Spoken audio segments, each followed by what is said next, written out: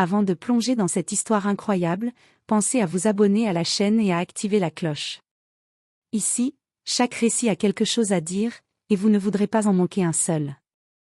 Une fille simple a été renvoyée et remplacée jusqu'à ce que des centaines d'appels obligent le PDG à découvrir qui elle est. Alyssa Carter était une jeune femme simple et discrète, née et élevée dans une petite ville tranquille de l'Ohio, Cleveland. Là-bas, elle avait grandi dans une maison modeste, entourée de ses parents et de son petit frère. Dès son plus jeune âge, Alyssa avait appris la valeur du travail, de l'humilité et du respect des autres. Ses parents, ouvriers dans une usine locale, lui avaient transmis cette sagesse silencieuse qui forge les caractères forts et patients. Depuis 5 ans, Alyssa travaillait comme assistante administrative chez Glenwood Technology, une entreprise spécialisée dans les solutions informatiques innovantes, qui avait vu grandir son succès dans le secteur technologique. Chaque matin, elle empruntait la même route en traversant des quartiers calmes, saluant poliment les passants, avant d'entrer dans l'imposant bâtiment de verre et d'acier où se déroulait sa vie professionnelle. Alyssa n'avait jamais cherché à attirer l'attention, préférant passer inaperçue. Elle croyait fermement que son travail devait parler pour elle, et non ses apparences ou ses discours. Son attitude reflétait une modestie naturelle, jamais une plainte, jamais un éclat de voix, mais toujours une disponibilité sincère. Dans le bureau qu'elle occupait au 3e étage, sa présence apportait une atmosphère chaleureuse et rassurante. Le mobilier était simple, mais Alyssa y avait installé quelques touches personnelles qui la rendaient unique, un cadre photo avec le sourire éclatant de sa mère et de son frère, un petit cactus vert piquant, symbole de résilience, et quelques notes manuscrites aux messages motivants, comme « Chaque jour est une nouvelle chance » ou « La patience forge le caractère ». Ses collègues l'appréciaient profondément, même s'ils ne percevaient qu'une part de sa véritable richesse intérieure. Ils venaient souvent la voir pour un conseil ou un soutien, car Alyssa possédait cette capacité rare d'écouter sans juger, de comprendre sans interrompre. Sa gentillesse naturelle, sa patience inépuisable et son sourire doux faisaient d'elle un pilier discret, mais essentiel de l'équipe. Pourtant, derrière cette apparente simplicité, personne ne se doutait de ce qu'elle cachait. Alyssa portait en elle un secret, un héritage familial qu'elle gardait jalousement. Ce mystère nourrissait sa force intérieure, tout en la poussant à ne jamais vouloir briller sous les projecteurs. Elle avait appris à se préserver, à être une ombre bienveillante dans un monde souvent bruyant. Chaque jour, en croisant les regards pressés des cadres ou les éclats de rire des équipes marketing, Alyssa se sentait à sa place, mais toujours en marge, consciente que sa véritable identité n'était pas encore prête à être révélée. Cette vie simple, presque effacée, lui convenait, jusqu'à ce que tout bascule. Ce matin d'automne avait commencé comme tant d'autres pour Alyssa. Le soleil filtrait à peine à travers les feuilles dorées qui tapissaient les rues de Cleveland. L'air était frais, presque mordant, et un vent léger faisait danser les branches des arbres devant la grande vitrine de Glenwood Technology. Pourtant, ce jour-là, un poids invisible pesait sur Alyssa. Lorsqu'elle reçut un appel du département des ressources humaines, lui demandant de se présenter immédiatement au bureau du directeur, elle sentit un léger frisson parcourir son échine. Sans vraiment savoir pourquoi, une inquiétude sourde montait en elle. Elle franchit la porte austère du bureau, où l'attendait M. Sanders, le directeur des ressources humaines, un homme aux traits fermés et à la voix froide. Il ne lui laissa guère le temps de s'asseoir avant de prononcer les mots qui brisèrent le silence. « Alyssa, je suis désolé, mais la direction a décidé de se séparer de vous. Vous êtes remplacée. » Le choc fut brutal. Alyssa cligna des yeux, cherchant à comprendre, mais aucune explication claire ne suivit. On lui parla de « réorganisation », de « nouvelle stratégie », de « besoin d'une image plus moderne ». Des termes vides de sens qui n'expliquaient rien. Son professionnalisme, sa loyauté, sa rigueur semblaient balayés d'un revers de main. Elle tenta de protester, d'argumenter, mais ses mots s'évanouirent dans un vide impénétrable. La décision était prise. Alyssa quitta le bureau, la gorge nouée, le cœur lourd. Chaque pas vers la sortie résonnait comme une défaite amère. De retour chez elle, dans son petit appartement aux murs tapissés de souvenirs d'enfance, Alyssa s'effondra sur le canapé, la tête pleine de questions. Comment pouvait-on effacer des années de dévouement sans un mot de reconnaissance ? Pourquoi une simple apparence dictait-elle désormais le sort d'une employée fidèle ? À peine une semaine plus tard, une nouvelle assistante fit son entrée chez Glenwood. Elle était l'opposé d'Alyssa, jeune, élégante, vêtue de tailleurs impeccables, coiffée à la dernière mode. Son sourire éclatant et son assurance naturelle attiraient immédiatement tous les regards. Mais quelque chose clochait. L'atmosphère avait changé. Les collègues, d'abord séduits par cette nouvelle présence, commencèrent à murmurer. La fraîcheur et la gentillesse d'Alyssa laissaient place à une forme d'artificialité, à une distance froide qui pesait sur l'équipe. Ce que personne chez Glenwood ignorait, c'est que derrière la simplicité apparente d'Alyssa se cachait une vérité bien plus profonde.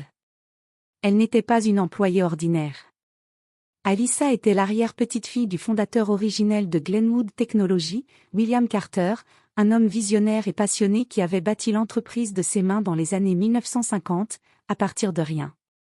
William Carter avait laissé en héritage à ses descendants non seulement une fortune considérable, mais aussi un code moral strict, celui de rester modeste, discret, et de ne jamais chercher à briller par l'argent ou le pouvoir.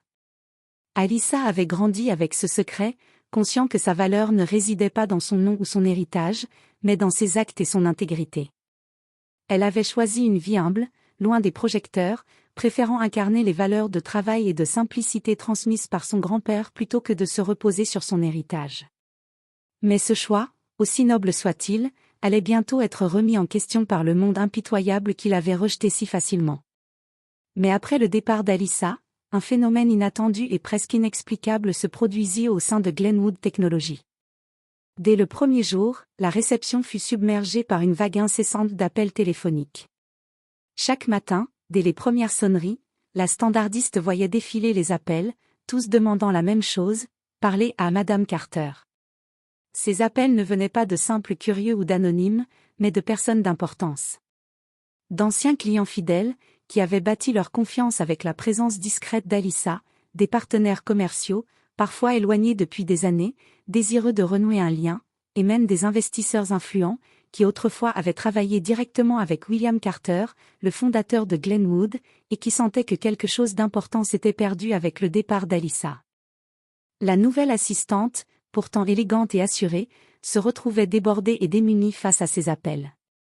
Ne comprenant pas leur origine ni leur insistance, elle se contentait de répondre poliment que Alyssa Carter n'était plus là, et qu'elle-même n'était pas habilitée à fournir d'autres informations. Rapidement, cela créa une atmosphère de frustration mêlée de mystère, et le nom d'Alyssa circula dans les couloirs comme un secret que personne n'osait expliquer. Intrigué par cette agitation qui perturbait l'ordre habituel, le PDG de Glenwood, Michael Thompson, décida de prendre les choses en main. Un homme pragmatique, reconnu pour son sens aigu des affaires, Michael ne laissait rien au hasard. L'insistance de ses appels, leur provenance variée et leur ténacité éveillèrent sa curiosité professionnelle, et bientôt personnelle. Il commença par contacter d'anciens employés, ceux qui avaient travaillé directement avec Alyssa ou ses prédécesseurs. Il parcourut les archives poussiéreuses de l'entreprise, explorant les dossiers oubliés, les lettres anciennes, les photos en noir et blanc accrochées au mur du siège. Chaque document lui dévoilait un peu plus l'histoire cachée de Glenwood et de ses fondateurs. Ce qu'il découvrit le bouleversa. Alyssa Carter, cette jeune femme simple et silencieuse que personne ne remarquait vraiment, était en réalité l'héritière légitime d'un empire presque oublié. Elle portait en elle une histoire familiale riche, un héritage d'intégrité, de travail acharné et de visionnaire que l'entreprise avait peu à peu perdu de vue dans sa course à la modernité. Le jour où Michael rencontra enfin Alyssa, ce fut un moment chargé d'émotion et de respect. Elle n'était plus la simple assistante effacée de son souvenir, mais une femme prête à révéler son histoire, à défendre ce que son grand-père avait bâti et à prouver que la véritable valeur d'une entreprise ne réside pas dans son apparence ou son image de marque, mais dans ses racines, ses valeurs humaines et dans les personnes qui l'incarnent avec sincérité. Cette rencontre marqua le début d'un tournant pour Glenwood Technology. Ensemble, ils allaient entreprendre un chemin pour reconnecter l'entreprise à son passé, pour redonner du sens à sa mission et pour bâtir un futur où respect, loyauté et authenticité seraient au cœur de chaque décision. Avec le soutien ferme et sincère de Michael Thompson, Alyssa Carter fit son retour chez Glenwood Technology, mais cette fois, dans un rôle bien différent de celui qu'elle avait autrefois occupé. Fini le poste d'assistante administrative, elle fut nommée conseillère spéciale, chargée de la mémoire vivante de l'entreprise, gardienne des valeurs fondatrices et ambassadrice des liens humains qui avaient fait la force de Glenwood. Michael, conscient que l'entreprise avait besoin de renouer avec son passé pour bâtir un avenir solide, plaça toute sa confiance en Alyssa. Il lui confia la mission délicate de redonner vie à l'âme de Glenwood, d'apaiser les tensions nées de la réorganisation et de rétablir la confiance avec les clients, les partenaires et les collaborateurs, souvent ébranlés par des choix purement superficiels. Alyssa s'attela à cette tâche avec la même passion et la même humilité qui avaient toujours été sa marque de fabrique. Elle lança un programme innovant, centré sur la reconnexion humaine, des rencontres, des appels personnalisés, des événements rassemblant anciens et nouveaux partenaires, pour rappeler que derrière chaque contrat se cache une relation de confiance, bâtie sur le respect mutuel et la sincérité. Chaque jour, Alyssa parcourait les couloirs de Glenwood, apportant non seulement ses idées, mais surtout sa présence rassurante. Elle s'invitait dans les réunions stratégiques, non pas pour imposer des décisions, mais pour rappeler l'importance des racines et des valeurs dans un monde où tout semblait parfois superficiel et éphémère. Peu à peu, l'entreprise ressentit ce changement. La réputation de Glenwood évolua. Les clients retrouvèrent le sourire et la fidélité. Les partenaires renouèrent des liens solides, inspirés par la sincérité et la constance d'Alyssa. Les employés, eux aussi, se mirent à redécouvrir la fierté de travailler pour une entreprise qui ne se limitait pas à des chiffres ou des apparences, mais qui portait une histoire, une identité, une âme. Alyssa devint rapidement une figure inspirante au sein de Glenwood. Sa simplicité, sa patience et son humilité se révélèrent être des forces puissantes, capables de briser les jugements superficiels et les préjugés. Elle montra par son exemple que la sincérité et le respect pouvaient non seulement faire renaître une entreprise, mais aussi redonner confiance à ceux qui avaient été oubliés ou marginalisés. Son parcours devint un témoignage vivant que dans un monde où l'image règne souvent en maître, ce sont les valeurs humaines qui résistent, se transmettent et finalement, triomphent.